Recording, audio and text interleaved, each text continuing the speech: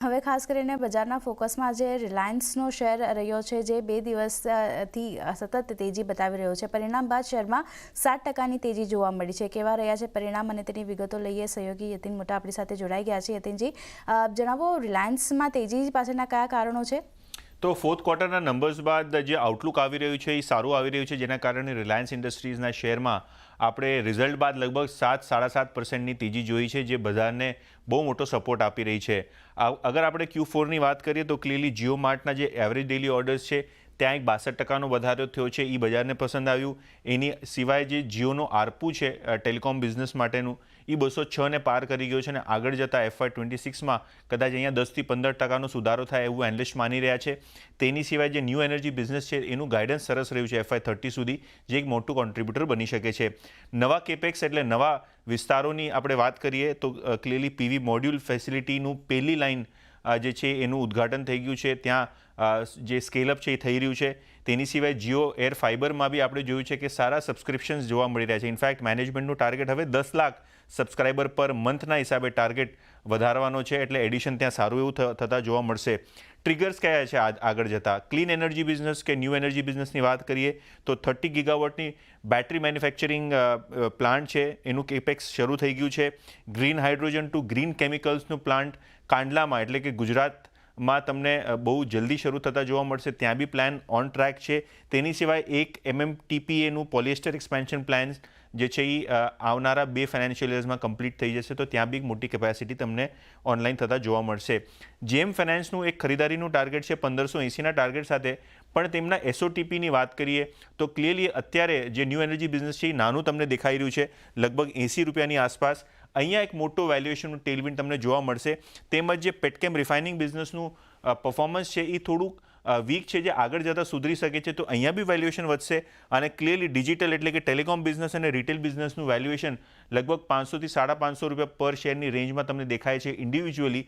અહીંયા બી એક value unlocking થાય, જેમ કે IPO કે ડીમર્જર, તો ત્યાં બી એક મોટું અનલોકિંગ થાય એવું ઇન્વેસ્ટર્સનું અને એનાલિસ્ટનું માનવું છે. જી, તો ખાસ કરીને એક સારા નંબર્સનું રિએક્શન આપણને સ્ટોકમાં આજે બનતો દેખાઈ રહ્યો છે. આભાર યતિન આપનો સમગ્ર માહિતી આપવા માટે. તો એક સારી તેજી રિલાયન્સમાં હજી પણ આપણને આગળ વધતી દેખાઈ રહી છે, ને જે હાઈ બન્યા હતા તે લગભગ 1410ના હતા, અત્યારે 1400ની આસપાસ જ અહીંયા કામકાજ થતું દેખાઈ રહ્યું છે રિલાયન્સ, અને સારી એવી અપસાઇડ આપણને બનતી દેખાઈ રહી છે. નીરવજી, રિલાયન્સ માટે કઈ રીતે ધ્યાન રાખી રહ્યા છો? સારા નંબર્સ બાદ હવે બ્રોકરેજ રિપોર્ટ જે રીતના પોઝિટિવ આવતા દેખાઈ રહ્યા છે, નવા મોડ્યુલ્સ જે રીતે સોલાર પીવીના આપણને અને પહેલી પાઇપલાઇન જે છે ત્યાંથી કમિશન થતી દેખાઈ રહી છે, એનો એક સપોર્ટ ખાસ કરીને આવનાર ક્વાર્ટરમાં પણ કંપનીને મળતો દેખાશે. કઈ રીતે આ નંબર્સને જોઈ રહ્યા છો? રિલાયન્સ માટે હવે આઉટલુક કઈ રીતે બની રહ્યું છે અહીંયા? એબ્સોલ્યુટલી, જે નંબર્સ આ પર્ટિક્યુલર ક્વાર્ટરમાં આપણે જોયા છે રિલાયન્સના, એ ઘણા બેટર હતા as compare to the expectation.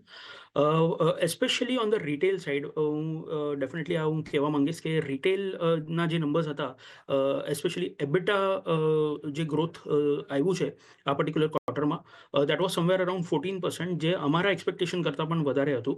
All in all, અગર હું ઓવરઓલ કન્સોલિડેટેડ નંબર્સ જોઉં છું તો અમારા એક્સપેક્ટેશન્સ કરતાં થોડા નબળા હતા, બટ ઓવરઓલ જે સ્ટ્રીટના કન્સેન્સસ એક્સપેક્ટેશન્સ હતા એના કરતાં મચ બેટર હતા. તો ફ્રોમ દેટ પર્સપેક્ટિવ અમને લાગે છે કે because of the retail segment આજે આપણે એક રેલી જોઈ છે 7-8%ની post the numbers, is primarily because of the retail. કેમ કે લાસ્ટ 3-4 ક્વાર્ટર્સમાં આપણે જોયું હતું કે રિટેલના જે આંકડા આવતા હતા એ ઘણા સબડ્યુડ હતા. Not only Reliance Retail, but અગર આપણે ઓવરઓલ ઇન્ડસ્ટ્રીમાં પણ જોઈએ, ટ્રેન્ટ હોય કે પછી આદિત્ય બિરલા ફેશન હોય, most of these companies were struggling. થોડું ઓવરઓલ અર્બન ડિમાન્ડ પણ થોડી ઘટી ગઈ હતી. રૂરલ અપટિક જો કે આપણને જોવા મળ્યું છે, બટ નેટ માર્જિન પર ઘણું પ્રેશર હતું. સો ઓલ ઇન ઓલ રિટેલ માટે જ આપણે કહી શકીએ કે આ જે રેલી આપણે જોઈ છે એ primarily because of the retail છે. પ્લસ O2C બિઝનેસમાં પણ ધીરે ધીરે અમને લાગે છે કે માર્જિન્સ હવે ઇમ્પ્રૂવ થશે. એન્ડ જે એમનું ટેલિકોમ બિઝનેસ છે ત્યાં પણ આરપુ ઇમ્પ્રૂવ થયું છે. અને જે સબસ્ક્રાઇબર એડિશન આપણે જોઈ રહ્યા છે મંથ ઓન મંથ બેસિસ પર, that is also encouraging. So all in all અત્યારે હજી મેનેજમેન્ટે નથી કહ્યું કે નેક્સ્ટ ટેરિફ હાઇક પ્રોબેબલી ક્યારે થશે, એન્ડ જે વેલ્યુ અનલોકિંગ આપણે અલગ અલગ વર્ટિકલ્સનું જોઈએ in terms of probably IPO, એની પણ હજી સુધી કંઈ ક્લેરિટી નથી. But having said that, because of the numbers અમારો ટાર્ગેટ પ્રાઇસ 1580 છે. Though we have seen a good rally already happening. અગર આપણે જોઈએ રિસન્ટ લોસથી સ્ટોક ઓલરેડી 25% ચાલી ગયો છે, એટલે એક એલિફન્ટ જેવો stock has already moved up by 25%. So short term traders probably અગર થોડું ઘણું પ્રોફિટ બુક કરવા માંગે છે તો it is not a bad idea. But from a long term perspective definitely તમે આને હોલ્ડ કરી શકો છો. Value unlocking will definitely come over the quarters and years, and buy on ડિપ્સની ડેફિનેટલી રણનીતિ અપનાવવી જોઈએ.